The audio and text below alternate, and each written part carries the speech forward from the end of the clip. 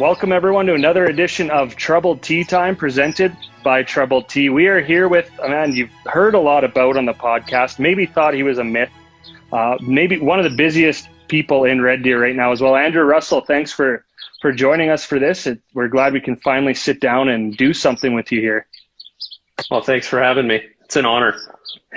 And as always, we'll start out a huge shout out to Troubled Tea for providing us all with beverages for this. Again, you can still stop by their tap room. They're open for off sales. You can get the soft cooler there, which is pretty handy. And I think I'm up to about 4 of them and going to keep collecting them. And Andrew, you're another person, like this is your first time trying the Troubled Tea. So we always have to ask off the top and remember we're live.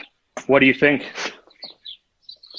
So far, so good. Cracked my first one just shortly after you dropped it off.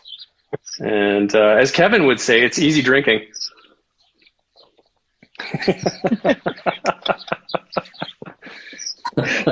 Goes down smooth. And Lund, you're probably on about tea number 200 since we started this podcast. How's number 200 taste? You know what? It tastes just as good as number 1. Yeah. It's still quenching my thirst. So refreshing me after a long, hard day at the office. And hopefully I can get up to 300 before June hits. Oh yeah, well we can make it happen, and we're hoping that sometime this week or in the next week or so, some restrictions are going to ease. You can go back to Troubled Monk and actually have a pint of tea. And as I always suggest, I'm back at it again tonight because it's Tuesday night. Why not? The peach liqueur. Sorry, Dustin, that's probably backwards, so you can't read it. Probably couldn't if it was forwards, but a shot of the peach liqueur in the tea. You go to the tap house, ask for it, they'll give it to you, and they also have some non-alcoholic flavor shots as well, but I'm not sure why you would bother. So now that that's out of the way, Andrew Russell, we see your face all over bus benches, all over Red Deer. We know you've said this has been your craziest start to the year ever. For real estate. So just first off, is there a reason why it's been so busy, or is that just the way it kind of rolled out? COVID boredom, like straight up COVID boredom and low interest rates. And it kind of created a perfect storm because last year at this time in May, sales were down 42% from the year before. And the year before was nothing to write home about. So when school got shut down, we were kind of prepping for the worst, thinking, we're about to have a really, really slow year. And June 1st hit, and it's like someone flicked a light switch and the market took off. And I had one of my busiest months last June that I've ever had in 15 years, which was not expecting it, was not ready for it. It just went bananas and everybody started buying houses. And I think my misconception was I thought people were going to be, saving their money and being conservative and, maybe concerned about job security. And it turned out like anybody who didn't have any concerns about job security were going, we're bored. We've been at home for 2 months. I got nothing to do. And suddenly I'm looking around and I hate my house. And it just spurred the market on. We actually ended up having a pretty decent year last year, considering we had, 2 really bad months. And then this year, just at the start of the year, like January was kind of looking like, yeah, things are going to be pretty good this year. And then February, things just took off. And suddenly, when everybody hears, oh, the market's good, well, things are selling. Oh, well, I better jump in and get on it too, right? And then suddenly you get some fear of missing out, and it really spurred things on. It was crazy. Like I was working 16-hour days, 6 days a week, 7 days a week, some weeks, trying to keep up to the pace, and which is fun at first. It gets old pretty quick, and it's simmering a little bit now, but the market is still really good.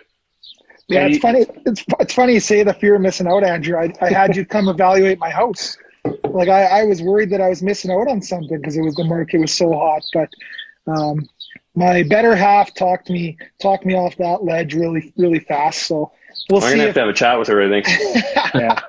Hey, but before we move any further, just from the average Joe, like you said, 15 years in the business now. How does a guy, go about being a realtor? What's the process, and can anybody do it, or is it kind of you have to have an in? No, the qualifications are very low. You need all of a high school education. Sorry, Dustin. Yeah, you need a high school education, and then you can't even take the course anymore. You have to do it. It's all via online learning. They say it's about 9 weeks to complete. You can do it or quicker than that. I think it's about $4 or $5 grand by the time it's all said and done to pay for the schooling. And so the average attrition rate of a realtor is 5 years. 80% of the people that join don't make it past 5 years because it's a hell of a hard business. But it's really easy to get into. And, the real estate council likes taking people's money for the education side of things, but it's a whole other beast once you actually get into it. Well, I hope they're not watching right now. So going back to with this hot market, is it like, are people getting better prices for their house right now? Or is it literally like, is the market prices basically the same and people are just buying and selling a lot? No, it's pushed things up. So if you look at the height of the market in 2014, or that was our last peak in the market when oil was over $100 a barrel and life in Alberta was pretty good, things have come down, and it changes depending on the house because the lower priced homes weren't affected as much as, the $1 million stuff or the really high end stuff. So on average, stuff was down, I'd say roughly 10 to 15% up until last year. And probably the last 3 to 4 months now, we've recovered probably anywhere from 3 to 5% of that. So prices have come up on an average property. The multi-million-dollar stuff, we're not really seeing much of a difference for because the demand hasn't really changed. But the market for single family homes under 600 it's completely spiked. And so, yeah, can you get more for your house right now than you could a year ago? 100%. Yeah, like you're getting easily probably another 3 to 5%, if not more, depending on the property. And properties in really good locations are getting more. Properties in bad locations aren't getting as much. So location. Is that That's what they say? And going back to, you said to be a realtor, you need a high school education.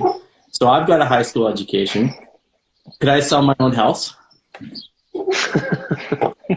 Oh, that's such a loaded question, Lund. Or should I defer to the professional? Like, why shouldn't I just sell my own house on Kijiji or Facebook Marketplace? I'm not the guy to make a sales pitch against for sale by owners. I think some people can absolutely sell their own houses, right? Just like some people can absolutely sell their own cars or their own, furniture or whatever it is. The real estate component is a little bit more complicated, obviously. Making sure that you're accurate on pricing, making sure you're not getting yourself into any legal hoops. There's a bunch of factors. I mean, you can go hire a lawyer and sell your own house if you want to, and they're going to help you avoid most of the pitfalls. But the reality is honestly, like the people who hire agents, they don't want to deal with it on their own. They don't want to take that journey on their own. They're willing to pay for the service. So I've got no problem with for sale by owners whatsoever. I'm not going to be the guy who gives a sales pitch on not selling your own house. We're here and we're a service. And if you want to use us, great. We're happy to help you along. And a follow-up question, when should I sell my house? Should I sell it this year or should I wait till the market really heats up? I'd wait, yeah. Well, trying to time the real estate market's almost like trying to time the stock markets. So anytime from typically March till about the end of August is going to be your best months to sell. December, January are typically the slowest 2 months for real estate every year. Wendy, you should try and get into a 1-bedroom. Yeah. Yeah, we don't use the other 3 here anyway. So as long as it could fit bunk beds, we are good. Yeah. Hey, Andrew, when it comes to, because, you see a lot of different realtors on whether it be bus benches or different advertisements around town. When it comes to like teams, like your specific Remax team, like I believe it's you, your dad, and I don't remember the other guy's name that's on the bus bench, but like, do you guys ever recruit more people to your team if you guys are busy, or like how do the teams work in the specific business? There's a lot of different iterations of teams. There's not very many true teams, at least not in central Alberta. You'll see groups of people advertising together, but they don't function like teams. Okay. We actually do function like a team, where we've got each other's backs, we support each other, we help each other in each other's deals when we need it. Am I recruiting? No. I honestly don't really have much desire to grow. I'm really happy with where we are. And for me, I just don't have the time to train a new agent. So no, we don't bring in new agents. I would bring in an experienced agent if they were looking for the structures and the systems and the assistance and all that kind of stuff that we can offer. But most of the teams, like I said, there's variations of teams. So Justin Haber is an agent in Calgary, and if you've been in the airport in the international terminal, you see his face plastered everywhere. So Justin Haber isn't really a team. He's basically a brokerage inside of a brokerage because he's got 50 some agents working for him, right? Well, you don't get a small team dynamic where you're all working together when you've got 50 some people in a group, right? They are operating as a small brokerage, basically inside of another brokerage. So the teams thing is blown up in real estate in the last few years, and there's 50 different variations of it. Nothing's ever quite the same. And at the end of the day, it's still it's agents working to serve their clients, and that's kind of the simplest way to look at it. Well, and Andrew's pretty humble, but him and his team are among the top in Red Deer. So for everyone watching, like, feel free to ask any real estate questions or maybe personal questions. I think we all know Andrew is quite the open book, but he does have a long history with, well, not me, but the other guys. So whatever you want to ask, go ahead, throw it in the comments. And also for anyone watching, remember, we're still waiting for one person to go and say what to Andrew Russell? Tell him Lundy sent you. God, you suck. Man, I keep like. I know there's no delay because you could probably hear me upstairs, but we're hoping, especially now with the regulations are hopefully going to start easing with more people being vaccinated. We really do want to help someone move into a new house.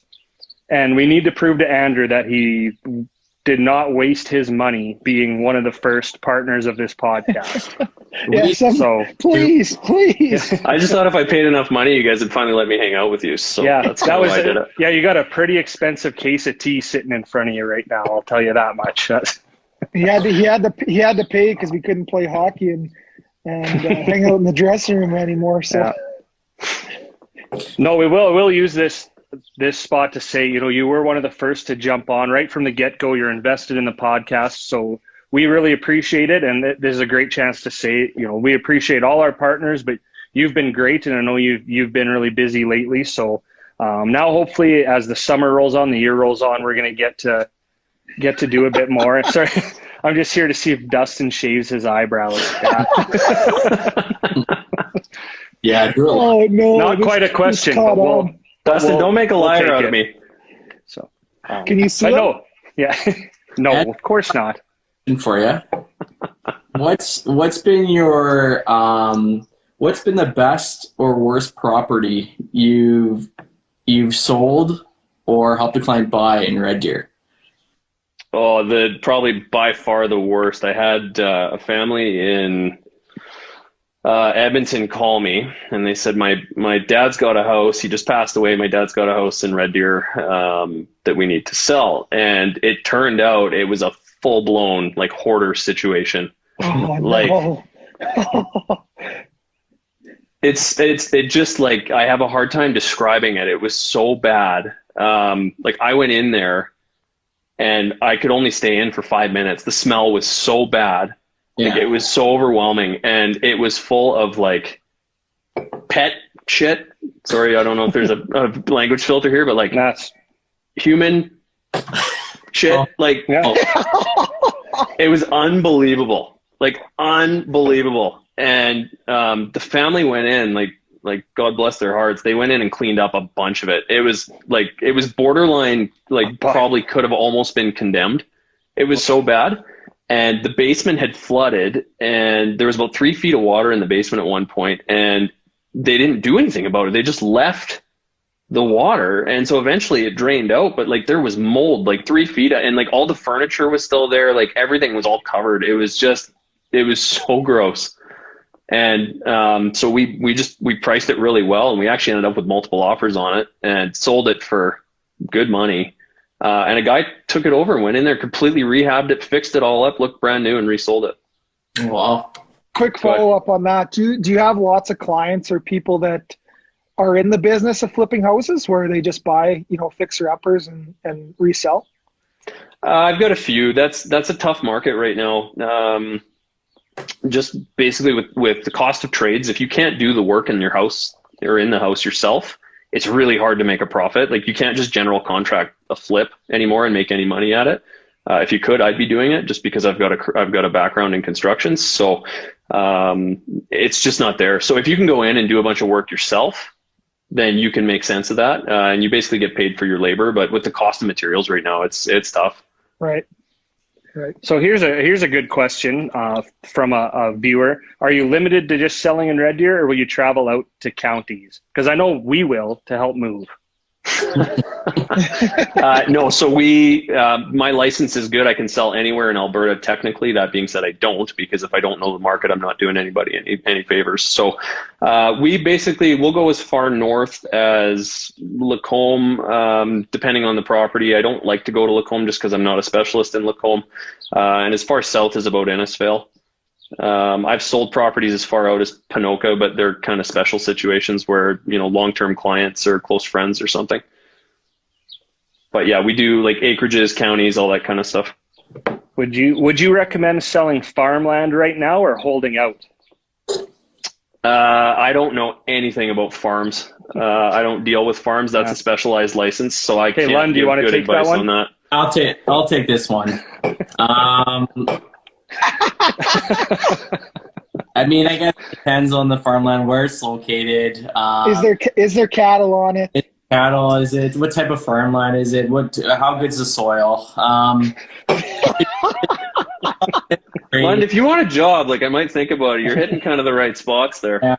If you're really serious about selling, get it appraised or hire an agrologist, and they'll give you a price. If you're happy with that price, go for it, I guess. So to reiterate on the actual question itself, it's it depends if it's an acreage. If it's an acreage, yes, the acreage market's great right now. If it's actual farmland, then I'm totally not even qualified to comment. It's good. I like that you stay in your lane too with stuff. I know a lot of people in really any businesses, right? Honestly, don't do that, and they try to get whatever sale they can and maybe take on something that they're not the expert on. So there's a big selling point too. Not that you need it, but I think that's always pretty cool to hear too, that you're you know what you know, and you don't try to be something you're not. So go ahead, Lundy. I was just gonna say, you were talking about hoarders earlier, and that kind of reminded me of the reality TV show Hoarders, and reminded me of all the reality realtor TV shows. I don't remember the names of them, but they're usually in LA or Hollywood or Miami. Do you think Red Deer could ever support a reality realtor?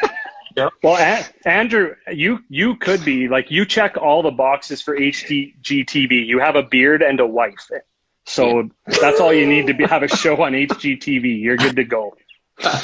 And what would it be called? That's my question. No, it couldn't. No one here is entertaining enough. Well, I should maybe rephrase that, but no, I wouldn't advise them to shoot a reality TV show here. And I don't know. You what wouldn't the call hell it rustling up a deal? You're gonna get yourself a TV job, Ted, doing that. You guys are all getting employed except for Dustin. Yeah. Oh, come on! He doesn't have the eyebrows. He doesn't have the eyebrows it takes. The Blair team is wondering who your favorite colleagues are in the office. Probably hint there. Probably Dustin. I'd say Dustin or Mike, maybe. Definitely not Nicole and Darcy. I'm not sure about them still. They're iffy. So where is the Remax office here in town? We're downtown, right across from the Safeway. We share a parking lot with the Safeway. We're right beside their gas bar on gates in either direction. Right. Nice and close to Troubled Monk. Yeah. Very close to Troubled Monk. You buy a house and then go celebrate with a pint. Yeah. Good. Or you can sell a house and go celebrate with a pint. Yeah. Eventually. Andrew, what's been the quickest sale you've ever done? 10 minutes. Oh my God. Was listed? I think it went a lot of the time that stuff starts before it actually hits the market, where you've got either someone in your pocket that wants to buy this property, or there's another agent in your office that overhears about it, or you're talking to another agent from another office and they've got somebody for it. And then if somebody comes in cash unconditional, as soon as it's signed, it's done. Yeah. So yeah, I've had a few that have gone that fast. On the flip side, what's your record for amount of showings with one family or person? And who was that person? Yeah, we need name, phone number, address. Yeah. I'd have to think. I think I've had, and I mean, not that it's definitely not a bragging point. It's been a while, but in slower markets, like I think we've had situations where it's like 50 plus showings. Oh. So, which like that's tough, right? Like that wears on everybody. I just got a text from Nicole Blair saying if I'm not her favorite, then she's out. Or if she's not my favorite, she's out. So we lost a we lost. Hey, we're all the way up to 23. That might be hey. Well, we have 20. Oh yeah, we're 22, 21. Yeah, So there she goes. There is a case of Troubled Tea waiting at Troubled Monk for the first person on here who can correctly guess how many houses Andrew and his team have sold so far this year. Oh. So just keep firing out those guesses, and the first person to get the correct answer is going to have a case of tea waiting for them to pick up at the Troubled Monk Taphouse. So Nicole, I think we should have stayed on. But yeah, I was going to say, I think we should caveat that a realtor can't win that because they've actually got access to that. So okay, fair enough. Yeah. Good. 79. Now, we're not gonna say right or wrong, and I know the answer. But London, Dustin, what do you guys think? So what? We're in May already. I'll say, it's been hot, so I'll say 91. I'll go 103. And we only have a couple. Keep guessing. Like, you can guess more than once. Keep it going, and we'll keep the interview going while people guess. But So Andrew, hold on, Teddy. One of the questions that came up while people were guessing was, is your old man still involved? oh yeah, Yeah, he's still slinging houses. he's still slinging houses 43 years later. What a guy! 43 years. Wow. He's toned it down quite a bit. He doesn't work as hard as he used to, nor should he. But yeah, no, he loves it. He loves what he does. I don't know what he'd do all day if he wasn't working. So Well, I did. He'd be yeah. working on his golf game. Yeah. See, I've only met your dad twice, and both times we're waiting at the hole 6 or 7, Lund, waiting in the rain under the shelter. Both times they've been behind us, and that's why I'm not allowed to golf there anymore because it rains every time I go.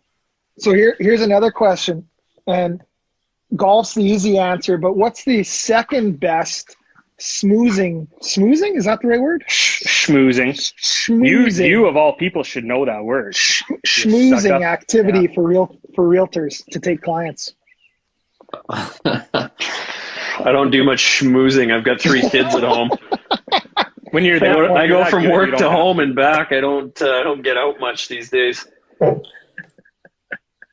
Like, were you in just taking clients out for drinks, Dustin, or drinks? Yeah, movie maybe if you wanted to go, maybe paintball. Dinner and a movie. That might be a little personal. I don't know how my wife would feel about me taking a client out to a movie, but you can't even talk during it. For work. Like, yeah. No, I'm pretty introverted. Like I said, I work and I come home. I don't do a lot of schmoozing, but. Well, you do a lot of those client appreciation days. I know I get those invites all the time, and I've yet to the one, but I guess that's schmoozing. That's more of a thank you thing, but yeah. Schmoozing. There's some schmoozing involved there, but no, we have events with our clients usually once or twice a year, where we bring everybody out and let them. We've done movies, we've done corn maze, we've done a few different things in the past, and it's awesome to get out and see everybody and. They get a free day out with the families, so it's a win for everyone. That's probably the extent of my schmoozing. Yeah, you guys did a skating one time. That was pretty fun. Yeah, that was tied into the Canada Winter Games. Or That's right. Yeah. That's right. Hey, Andrew, I've got another selfish question for you. If I'm looking to sell, what are some good things I should spend money on in my house before I sell, and where is some kind of money pitfalls? Like, should I build a garage? Should I build a new deck? Should I get a hot tub? Paint. Is there you would or wouldn't recommend that people do prior to listing? Are you asking for you specifically, or are you asking just in general? Probably both. Well, sure. If it's you specifically, I'd say get a cleaner in would be first. Yeah, check your hot water heater and maybe drain it, buddy. Okay, maybe install a new toilet courtesy of Mike at DNA. Go in general.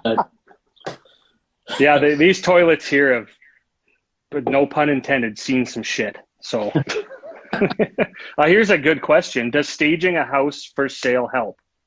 Oh, 1,000,000%, yes. And, I'd say probably 80% of people need it. The way you live and the way you show are not obviously the same thing. So yes, staging is huge, and it's something that we do offer to our clients at no cost, because it helps me. It helps me do my job better. It helps me get more money for my clients. It's just, yeah, it's massive. You should absolutely stage. And things. So going back to Lun's question, like general wear and tear on your house, that needs to get fixed when you go to sell. Your house needs to be clean when you go to sell. People can't see through your stuff. They can't see through your dirt. They can't see through your mess. Right. And it just blows my mind some of the time, like some of the listing photos that I see, it's embarrassing. Like I've seen people take pictures of properties and people's groceries are sitting out on the counter. Like, you know, you can't expect the real good life results. Effect, yeah. Well, that's the thing is you're not going to get good results in what you're doing if you don't put a little bit of effort in on the back end. So is it worth it? Yes. 1,000,000% it's worth it every time. So is it less more when it comes to staging? Generally, yes. And I mean, you want to depersonalize, right? And the example I use pretty frequently is like go to a builder show home, right? And typically, if you go to a builder show home and ask them what their most popular floor plan is that they're building at that time, it's whatever their show home is, right? And the reason is people go in, they see the show home, it's beautifully decorated, it's really nicely staged, like everything's set up well, and they see that and go, oh, I want this. I want exactly this. Yeah. Right? And they're willing to pay for it. But people just can't see through other people's mess. They can't see through bad paint.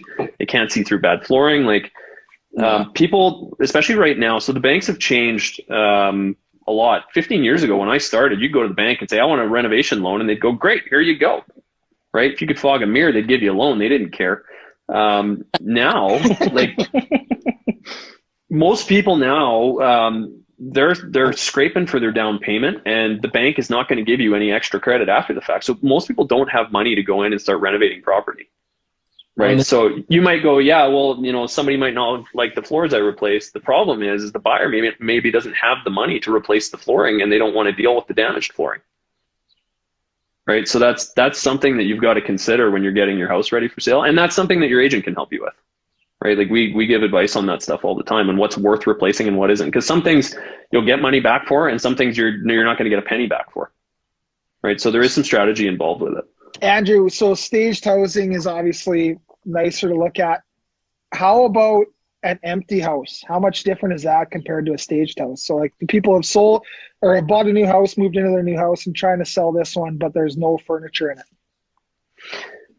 Depends on the property. People have a hard time like framing the size of a room when there's no furniture in it. And I find specifically with bedrooms, people struggle with that, where you might actually have a good sized bedroom, but someone will walk in and go, oh, this seems really small. Right. So one of the things we can actually do now, which doesn't alleviate the issue when the showing happens, but we're actually doing 3D staging where we send the photos off to a company out of Vancouver and they stage furniture in, and it's surprisingly believable. And that's cool. It changes the frame of what they see online. Obviously, it doesn't change it in person, but actual like furniture staging where you're bringing in, you know, a full house full of furniture is fairly expensive, and you're paying up front to have it moved in, and you're paying for the designer cost, and you're also paying at that point for a maintenance fee. So if it takes longer than a month to sell, then you're going to have a fee every month. So for some people, it's just not in the cards to actually stage with furniture. And in hotter markets, it's easier. But like small properties are a good example. Small properties are harder to sell with no furniture in them, just because they look smaller. Right. So that being said, it can work the other way too. If your furniture is way too big for the space, you're not doing yourself any favors either. You don't have to answer this if you don't want to, Andrew, but you know, obviously you meet a lot of people and different people act differently. Have you ever been in a situation where you've been showing a house to people and thought like, I'm going to end up like their lampshade, or they're going to make a coat out of my skin or something? Like, have you ever been in that? Because I can imagine you do meet a lot of different type of people. Well, so the sellers obviously aren't in the house when we're showing it most of the time. I've never had any buyers like that. Keep in mind though, I'm not a small guy. Like, I'm not like an easy target. God, I shouldn't say shit like that online. That's probably asking for it. But we'll edit this out in post-production. I'd like to point out that I am a large man, and I mean, if I'm ever concerned about it, we do have safety protocols in play. But I'd say probably the ones that I go into that are the freakiest is we'll get like foreclosure orders. So we'll get a court order from the court that says, go look at this property. and they won't tell you if somebody lives there. Sometimes they know, sometimes they don't. And you're basically showing up and they're like, knock on the door and hope for the best. Or sometimes there's a key box, but some of these basements in these foreclosed houses, like you don't know if there's squatters, you don't know what's going on. And one of my associates actually about 2 years ago or 3 years ago now was showing a property up in Glendale, and they thought they smelled something funny when they walked in. And sure enough, they're walking around the main floor and somebody darts out of the basement out the back door. And there were squatters that had broken into the house. They were squatting in the house and they had been peeing in the basement, not in the toilet, but just on the floor, which is what the smell was when they walked in. So there are situations where you get another agent to come with you to those properties as a just in case. I wonder if that guy was the one who called Louis about being a free man on the land. Hey, Andrew, how has selling a house changed during COVID? Have you had to, do you do like a lot more virtual tours? I know you've got a drone for some of those acreages that you sell and get a few shots using your drone. But do you do a lot of virtual tours with photos nowadays, or is it still selling the same way you sold 10 years ago? No, it's shifted a little bit, and for the most part, people are pretty calm about the COVID situation. Like I think most people, if they're super scared about it, aren't really going out to look at property. So the Canadian Real Estate Association has mandated that agents are wearing masks when showing properties. We recommend that hand sanitizer be left out for showings. If people are immune compromised, then we've got signs and protocols in place to deal with that. For the actual like marketing of the property, yeah, we're doing a lot of like 3D click-through tours now. And that it's kind of like Google Maps where like you're on Google Street View and you just literally click through the house. And that's become pretty standard play now. We do it on just about everything we list. Whereas prior to COVID, we weren't doing it a ton, but now it's almost become an expectation. And the idea is that if you can click through and walk through this house in 3D before actually going to look at it, you're going to be a better qualified buyer. Right. So Darren Lund with your 85th guessed 80. I didn't want to interrupt you there, Andrew, but so he guessed 80. So Darren Lund, you win. Perseverance pays off. So building on that, yeah, it's just going to end up in Ryan Lund's fridge probably. I'll hold on to it for you. Now with 80, Andrew, is that, you probably don't know for sure, but at this time of year, where does that compare to other years for you? I don't know the answer to that, but I would say it's somewhere between 10 to 20 units more than what we would typically be at this time of year. Maybe 30. Just depends on the year. Okay, here's the best question of the night, and this is going to get somebody to say, Lundy sent, I'm a first-time home buyer. I don't know what to do. I want to buy a house. What do I do? Step one, go to a mortgage broker or your bank and get a pre-approval. And then step two, find a good agent to work with. Sit down, interview the agent, talk to them, find out what they're going to do for you, what services they offer you. So it's really easy as a buyer because you don't have to pay commission to the agent. That doesn't mean you shouldn't be qualifying agents to show you property, right? There's more to going out and looking at properties than just opening a door, right? You want someone that's going to advocate for you. They're going to point out flaws in houses. They're going to point out things you should know locationally, about the construction, the year built, the plumbing on the inside. There's a ton of different factors. And so you can phone me and I can say, hey, I've been 15 years in the business, but I sell one house a year. Well, that doesn't mean I'm going to know much about the property. I'm not going to know much about the area.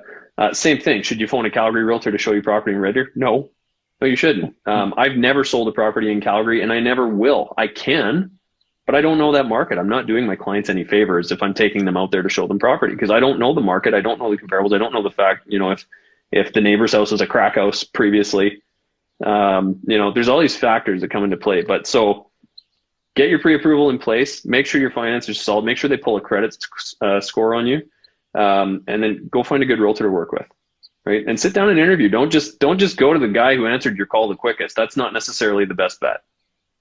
But you can go to the guy who you watched on Instagram Live because that's right. It is like an interview. So I got to ask, because you sold, we're still a little mad at you for it, but you sold the house next door to us, Blake and Jen. When you were telling any prospective buyers about the house, did anyone mention what the neighbors were like, or did you just steer clear of that and let them find out on their own? I just said it was a lovely couple with no kids. I just heard lovely there, so I'm sold. They've since got a lawyer in Louis. Yeah. I said they're really friendly, and they don't ever have parties in the backyard that are loud and disruptive. and naked. Yeah. I just think like when they first move in and we're sitting out there like we're under a tarp the other day doing an interview, or the one day doing the recorder recital, I always think like, if anyone looks out the window right now, like what are they going to think? But they probably think you're a pair of college frat boys would be my guess. You know what, Ted? You can't live by what other people think. You just do you. I feel like you have to a little bit. So, as we wrap up, and we're going to save a lot of this because we are going to have you on the podcast as well. We've been saving you. We want you to be able to come hang out with us live, but you have to have at least one story about one of these two guys that you can share right now, or a bit of a preview that'll make people listen when you're on the podcast.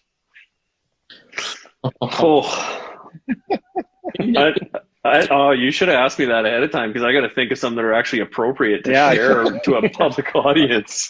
Right. Well, that's a good enough teaser. Yeah, I was gonna say if give me some time to chew on that one, I'm sure I can come up with some good ones. Yeah, or we could just move on to the next question. Whatever. Yeah. Whatever. So, Andrew, you were talking earlier about how there's some multi-million-dollar right here. Where are these multi-million-dollar houses, and how do I get one of them? Well, and when this podcast really blows up in about the next year, you should be able to afford it, I would think. At least if you combine you and Ted's income anyway, like if you guys, go common law, then maybe, but don't have to rent. Yeah. There's way more $1 million properties in Red Deer than you think. There's a lot of high-end construction here. Like, the usual Anders on the lake, obviously, that's kind of the given with most of them. Sunnybrook's, or Southbrook, that new area. Lots of $1 million stuff in Laredo. I saw in Bauer on a bike ride the other day. Mm-hmm. That's the other one, Bannerman. It's closed, I think. Yeah, Bannerman closed. There's a bunch of multi-million-dollar stuff. Like, you'd be surprised. It's everywhere. There's some in Timberstone. And then there's a ton of acreages that are well over $1 million. I've got one listed right now just east of town, free plug, for 1.9. That's good. like one of the most stunning properties that I've ever seen. There's a pile of it. There's one listed right now for 3.2 or 3.25, which is pretty unbelievable. Like, oh wow. There's more high-end homes in Red Deer than you might think. So with that, building on that, if you have one, like what is your favorite neighborhood in Red Deer? Or do you have one that you are particular to, like you like the look of it? Maybe it's where you live, obviously, or is there one or two neighborhoods that you just really like or have good luck in, or whatever it may be, or you're just kind of partial to? We do lots in Timberstone, obviously. Guys, people don't like having cell phone reception. Yeah.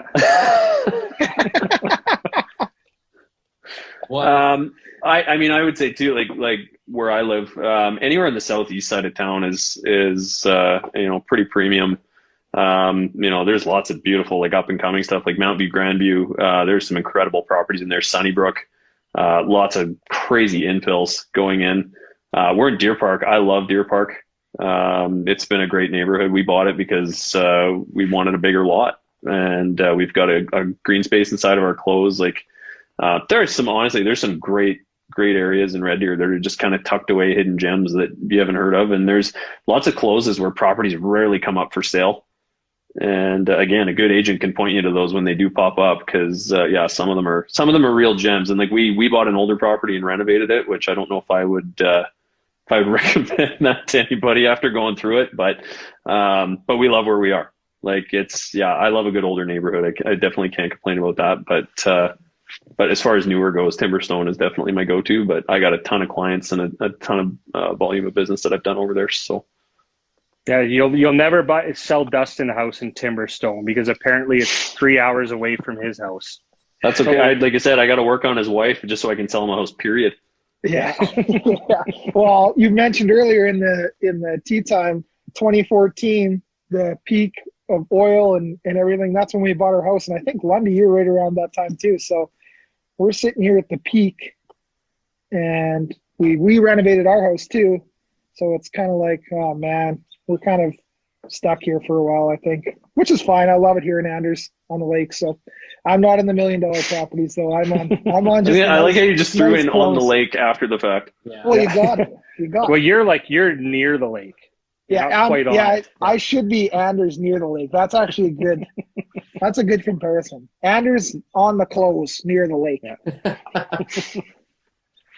So Andrew, as we wrap up, we'll give you the plug again, like where to find you. I will say, if you follow Andrew on Instagram, I really enjoy seeing all the pictures of houses and stuff. I mean, I guess everyone wants what they can't have, right? But I like looking at all the pictures and stuff. So that's a great way. You never know, you might not be in the market for a house and you see one pop up, and hey, maybe you end up buying it. So make sure you follow Andrew on social media, and Andrew, any other plugs where people can find you. And Lund, there will be something for you coming at the end of this to say, so get ready. Here's your warning.